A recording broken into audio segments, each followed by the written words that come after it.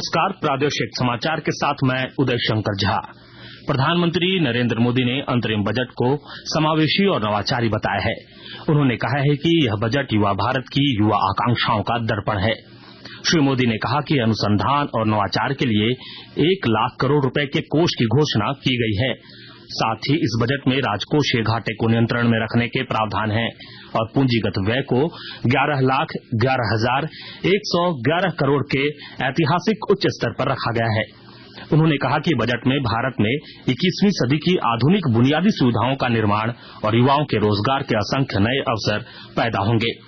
उन्होंने कहा कि यह बजट विकसित भारत के चारों स्तंभों युवा, गरीब, महिला और किसान को सशक्त करेगा। प्रधानमंत्री ने वित्त मंत्री निर्मला सीतारमण और उनके सहयोगियों को बधाई दी। झारखंड के पूर्व मुख्यमंत्री हेमंत सोरेन कड़ी सुरक्षा व्यवस्था के बीच ईडी कार्यालय से पीएमएलए कोर्ट जाने के लिए विशेष वाहन से रवाना हो गए हैं। उन्हें कोर्ट में पेशी के लिए ले जाया जा रहा है। ईडी कार्यालय से पीएमएलए कोर्ट के बीच सड़क मार्ग पर सुरक्षा कड़ी कर दी गई है।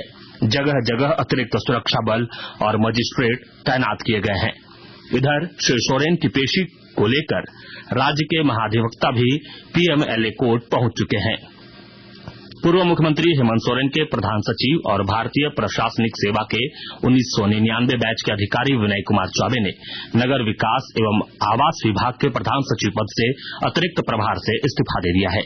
सूत्रों के अनुसार हेमंत सोरेन के मुख्यमंत्री पद से इस्तीफा देने के कारण उन्होंने इस पद से इस्तीफा दिया है।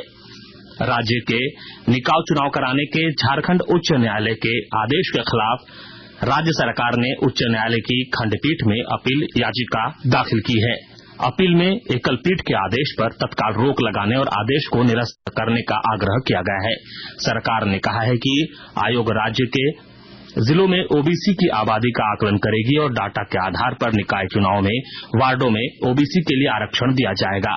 इसके लिए 5 माह का समय लगेगा। न्यायाधीश आनंद सेन की एकल पीठ ने 4 जनवरी को 3 सप्ताह में निकाय चुनाव की अधिसूचना जारी करने का निर्देश सरकार को दिया था। सिमरिया के विधायक किशोर दास ने चतरा जिले के उपायुक्त अबू इमरान को पत्र लिखकर टंडवा प्रखंड के टंडवा और गाड़ीलोंग में विद्युत शवदाह गृह का निर्माण कराने की अनुशंसा की है। पत्र में उन्होंने लिखा है कि टंडवा के औद्योगिक क्षेत्र होने के कारण शवों को जलाने के लिए पर्याप्त मात्रा में लकड़ियों की व्यवस्था नहीं हो पाती है। इस समस्या को देखते हुए डीएमएफटी मद से विद्युत शवदाह गृह का निर्माण कराया जाए। विधायक ने बताया कि टंडवा में एनटीपीसी के द्वारा चुंदरू की बड़की नदी पर बैराज बनाए जाने के कारण दोनों शमशान घाट पानी में डूब गए हैं। खूंटी जिले में 24 जनवरी से 31 जनवरी तक राष्ट्रीय बालिका दिवस कार्यक्रम के तहत बेटी बचाओ बेटी पढ़ाओ अभियान चलाया गया। विस्तृत जानकारी दे रही हैं हमारी संवाददाता। खूंटी जिले में मात्र 1 हफ्ते में 22 बेटियों का जन्म सरकारी अस्पताल में सुरक्षित प्रसव के माध्यम से कराया गया।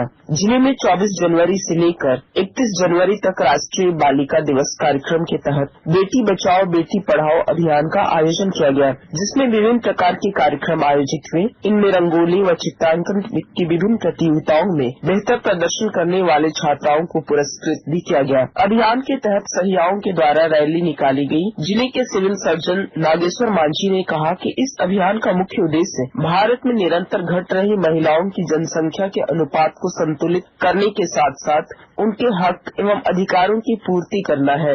ज्योत्सना शीला, आकाशवाणी समाचार, खूंटी। झारखंड संयुक्त असैनिक सेवा प्रतियोगिता परीक्षा 2023 के लिए आज से आवेदन किए जा सकेंगे। झारखंड लोक सेवा आयोग जेपीएससी ने 27 जनवरी को इस परीक्षा की अधिसूचना जारी करती थी, जिसके तहत कुल 342 पदों पर भर्ती की जानी है।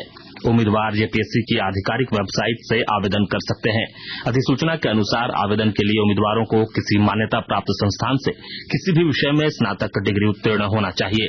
साथ ही उम्मीदवारों की आयु 21 वर्ष से कम तथा 35 वर्ष से अधिक नहीं होनी चाहिए। इसके साथ ही आकाशवाणी रांची से प्रादेशिक समाचार का ये बुलेटिन समाप्त हुआ। नमस्कार।